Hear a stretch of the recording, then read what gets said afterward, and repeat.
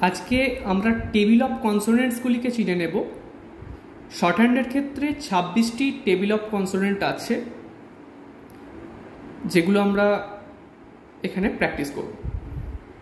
প্রথমটি হচ্ছে P, B, T, D, CH for চে, জে, নেক্সট জে, কে, গে, এফ, ভি, ইথ,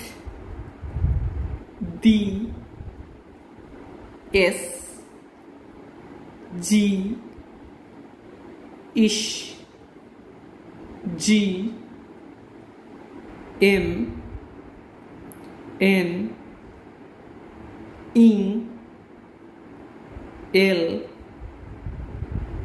আর। এখানে দুটি আর আছে। প্রথমটি ডাউনওয়ার্ড, সাউন্ডস লাইক আর।